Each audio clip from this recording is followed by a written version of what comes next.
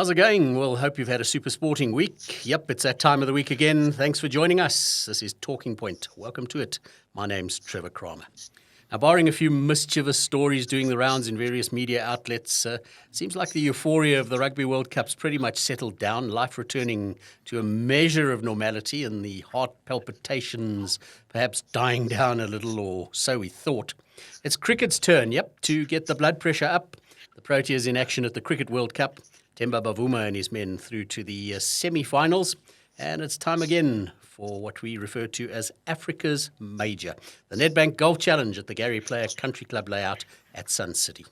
Joining me on the Talking Point hotline this week, once again, pretty much an all-rounder who, among other beats, keeps us in the loop with matters cricket on our online and print portals at the Citizen. But he also keeps us in the loop on Olympic sporting codes, especially athletics. It's senior citizen sports writer Wesley Bodden. Wes, welcome back. Thanks for your time. Thanks, Trev. Always nice to chat, mate. And once again, the leader of our pack, a regular on our show in studio with me. He'll be wearing a golf cap this week, the head of citizen sport, Jacques van der Westhuizen. Still a few aching muscles and joints after running the Soweto Marathon last week. Jacques, great to have you with us always. Welcome back. Yeah, thanks, Trevor. Good to be here. Taking guard first this week, Wesley. Now put your helmet on, get ready to duck those occasional bounces that might come your way today. All roads, from a South African perspective anyway, leading to the iconic Eden Gardens in Kolkata. And that's on Thursday, November the 16th. It's South Africa versus Australia in the Cricket World Cup semi-finals. Now, I was hoping to steer well clear of this one, Wes, but what an atrocious performance against the hosts and tournament favourites India in Pune.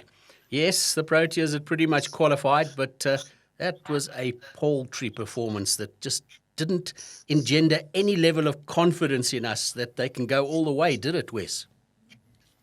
No, it really didn't. You know, they've tried to play it down a lot, talking about how much they've learned from the game. Obviously, that match was played in Kolkata as well, so they're trying to suggest that they've taken a lot of sort of learnings from the match. You know, someone like Marco Jansen, who's bowled so well throughout the tournament and then just kind of came apart against India. And he admitted afterwards that the pressure had kind of got to him and, you know, the noise in the stadium. And that's the kind of thing that they're going to have to deal with in the playoffs, you would expect. So very disappointing from all sorts of points of view. So they seem pretty confident that they'll be able to bounce back from it, and hopefully they can. But, you know, that's kind of going to be hanging over them. And if they do get to the final, it's likely that they're going to have to play India. And, you know, hopefully that those sort of memories don't come back to haunt them. There seems to be a lingering problem in just getting the balance right at the moment. They won all their games setting targets, and some big ones, it has to be said as well, with some explosive batting performances. But a one-wicket win against Pakistan, bowled out for 207 against the Netherlands, chasing a pretty moderate 246 to win, and now skittled for 83 against India. Sorry, I have to repeat that. Now, let's face it, Wes. It has to be seen as a perceived weakness, is it not? The chase versus setting a target. Yeah, it's a strange thing, you know, but it definitely does seem to be an issue. It's another thing that they've tried to play down. They have suggested that they're not afraid to chase a target. But I think the concern is that, you know, it obviously suggests that the batters sort of perform well when they're not under pressure. And as soon as they've got a target to chase, they just seem to fall apart. So we can hope that the toss goes our way and that we get to bat first, or, you know, we're just lucky and we get put into bat. But obviously you don't want to rely on those sorts of things to get you through to a trophy. So we'll have to see. I hope things go our way, and hopefully they're right. Hopefully they can chase down a total. But yeah, like you say, they haven't proved that yet, and maybe they can do that against Australia. Looking ahead, Wes, no good harping on the past or dwelling on the negatives. We'll be up against a resurgent Australian outfit in the semi-finals next week. Clearly not the same side in terms of form that were hammered by 134 runs by the Proteas in their tournament opener. Now, they've won 5 on the bounce, have the Aussies, exhibiting very few weaknesses, but there are some.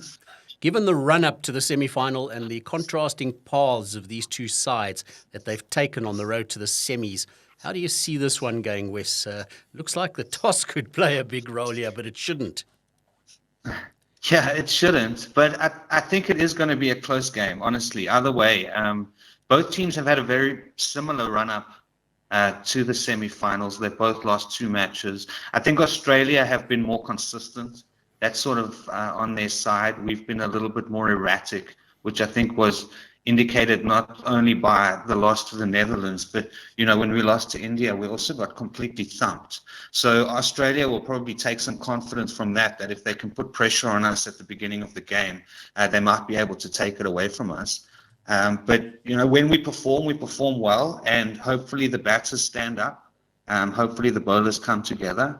And if they do, I don't think anybody who watches cricket really wants it to be a boring semi-final. You do want it to be exciting. And I think even though the Proteas have had very kind of up and down matches, I think so far this is probably going to be their closest game of the World Cup if they play well and if Australia play well. So I think we're looking forward to a good game. One can't help talking about it, can we, Wes? Glenn Maxwell's double ton against the surprise packages Afghanistan. Exhausted, physically broken, but he single-handedly, with his skipper Pat Cummins as a foil, took Australia to victory when they appeared to be down and out. We won't see a knock like that in a hurry again. Ominous for us, perhaps, but that just sums up the Australian spirit, it would seem. Not the first time they've got themselves out of a hole like that. But as Proteas bowling coach Eric Simons put it, it didn't scare them. Yeah, I suppose it wouldn't scare them because that innings was just phenomenal, but it was sort of anomaly. You wouldn't expect a player like Maxwell, who's really an all-rounder, bats in the middle order, to be able to play that well. But even though it obviously hasn't scared them, and Maxwell didn't really do anything the last time that we played Australia, it obviously should be a concern, especially the fact that Cummins batted so well as well. If he had lost his wicket, they would have collapsed.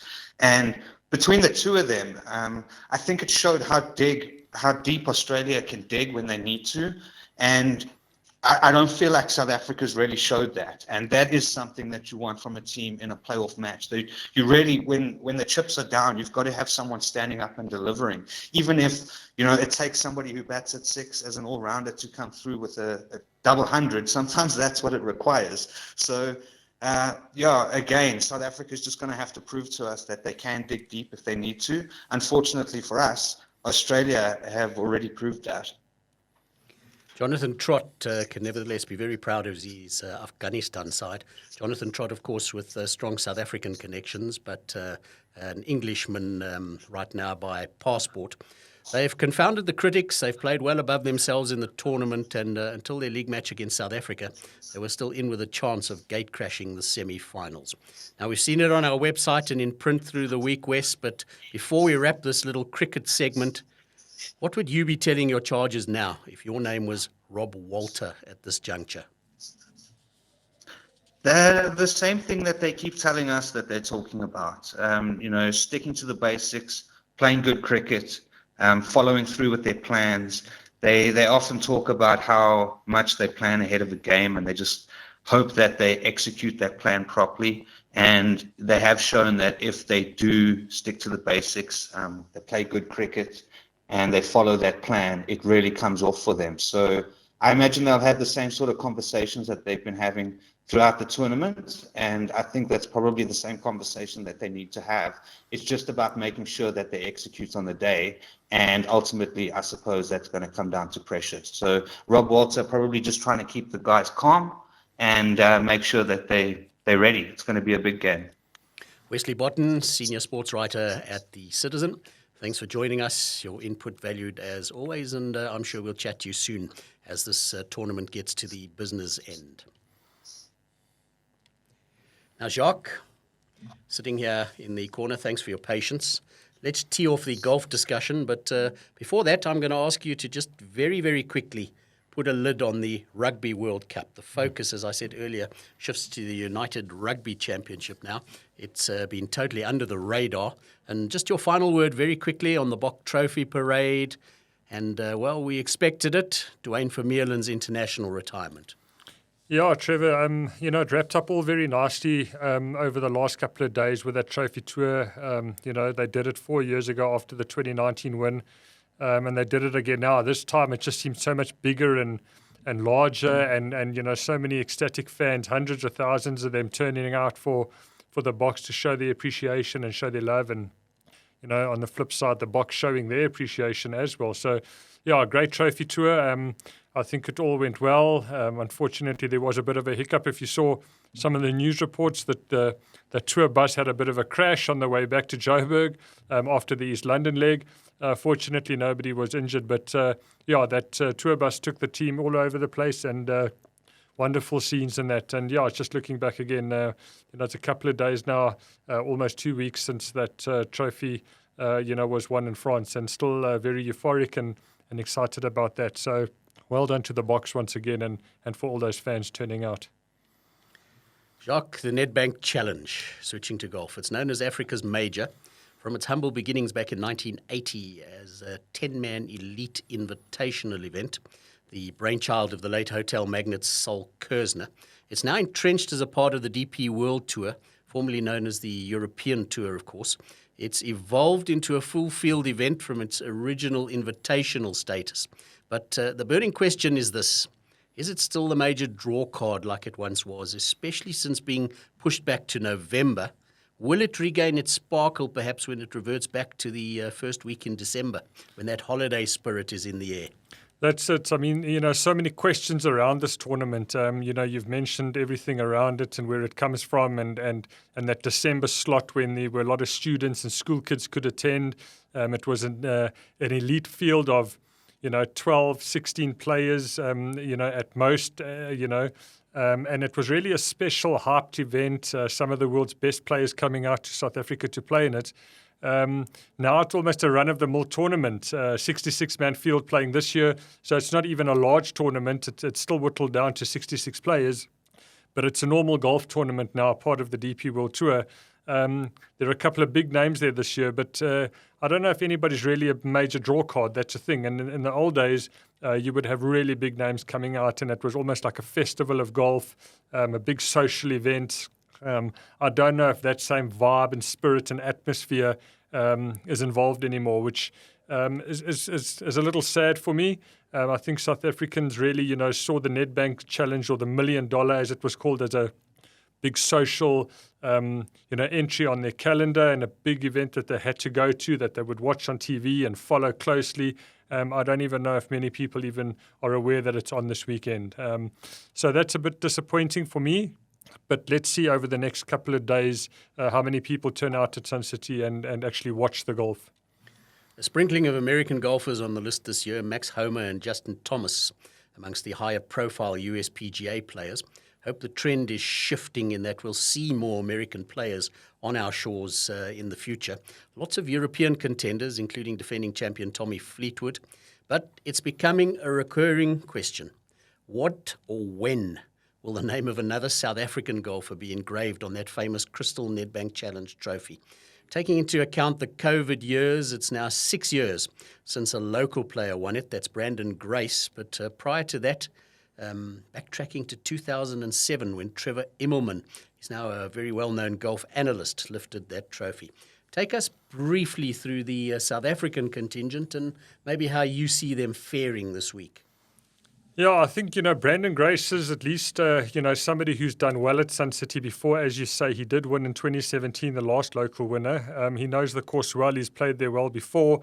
He's had a fairly decent LIV season. So I suppose with his experience and knowledge of the course and I suppose pedigree, he would be the guy that, everybody would look to as leading the South African charge. And he's a good player. I mean, so he's the one guy. And then, there are 5 other South Africans there. I think probably, Xander Lombard has also done well there before. He led a couple of years ago at one stage, a really good golfer. Henny du Plessis has played a little bit on the LIV Golf Tour. He's been around. Orkie Strydom is there. The other one is Louis de Jager. But I don't think these guys are really going to challenge. If they do, it's going to be a surprise.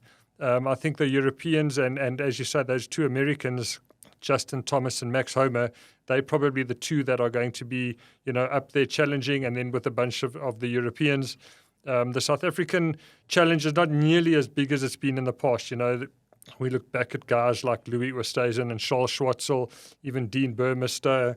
There are a number of others, Christian Besaidnout, who really are regulars on the major tours around the world, who are often competing. And bar Brandon Grace, the other guys, the other South Africans are good players, but they're not challenging regularly on any major tours really, except maybe in the Sunshine on the Sunshine Tour. Just listening to the commentators ahead of the start on Thursday, it seems the course is playing very, very long. It's always a tough course, but they're also anticipating somebody or a few players to even go low. Are there any other players who stick out for you, perhaps, Jacques, as potential winners? And just your comment on what you think about what the course holds in the next 4 days. Yeah, look, it's a tough course in that. It's a long course. I've played it before. I've played it from the tips, actually. It's a really long course in that. But we know that the scoring has generally been good at Sun City in the past. It's a course that, if you're hitting it well, you can really score nicely. Most of those par fives, if you're hitting it well, you can get on in two. So the opportunity is out there. There's no doubt about that. I don't know. I think it's looking at that field, it looks very open to me. Obviously, they're better name players and, guys who've won around the world more than others in that. I think it's very open. I don't know if anybody can specifically be called a favourite going in. You've got Justin Thomas, Max Homer. I like Max Homer. He's had a great year, and he's a guy to definitely keep an eye on. If I had to really put my money on anybody, it would probably be him.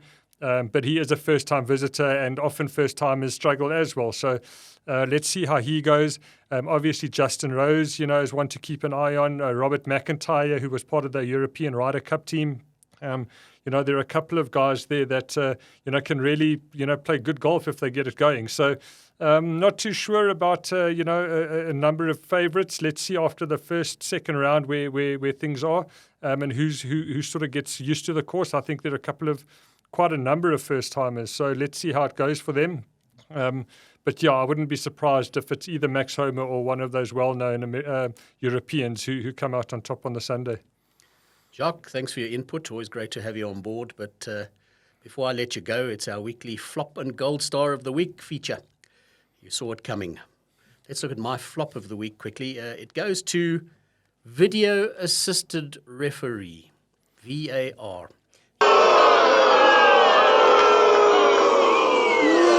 You suck! Yep, it's a technological aid, but it's just going too far right now. It's totally undermining the judgment and integrity of the on-field officials. And as we've seen this week, there are so many flaws and some glaring inconsistencies and errors when it comes to VAR. And my gold star, well, that goes to, it's not a tough one. We'll be watching the replay for eternity. An entire highlights reel dedicated to one single cricketer. No contest. My gold star of the week goes to the Australian batsman Glenn Maxwell. A magnificent match-saving and match-winning, it has to be said, double century for Australia against Afghanistan. Jacques, how are you looking? Yeah, Trevor, I mean, I can't disagree with you. I think Glenn Maxwell's innings was phenomenal. I watched it from the very first ball as well, actually. I had it on in the background, and, at any stage, I thought, well, he's going to get rolled over and go out, and the game would be wrapped up, and it just didn't happen, and it went on, and eventually they won the match. It was amazing to watch, and well done to him, and well done to Pat Cummins for supporting him so well. It was just incredible. And then my flop goes almost predictably to the Proteas. And that was just a very poor performance. They don't, they can't have any excuses for that. And if they really want to win the World Cup and be serious contenders, they can't get rolled over for 80-odd. That was extremely disappointing. And like Wesley said, earlier on, hopefully they can, bank that, put it behind them, forget about it, but have learned from it at least, and take that pressure on board and make it count to their advantage if they have to. How they do that, I'm not sure, but you can't be a World Cup contender and losing one of the key important games and going out by 80, for 80 runs. That's where we'll wrap it. You have yourself a great sporting week with the Citizen as your companion, both online and in print. Jacques van der Westhuizen, Head of Citizen Sport, thanks for joining us and sharing your wealth of sporting knowledge as per usual. Also, once again, to our panelist, you heard him earlier on the Talking Point hotline this week, Senior Citizen Sports Journalist Wesley Botten. Thanks very much, guys. My name's Trevor Cramer. This has been Talking Point. You'll find us on citizen.co.za. Click on the multimedia subsection, podcasts, or you can click on sport, or why not follow Citizen News on Iono FM. You'll also find the Talking Point video podcast on the Citizen's YouTube account. Go check it out and subscribe. Have an awesome sporting weekend. From me, Trevor, take it easy.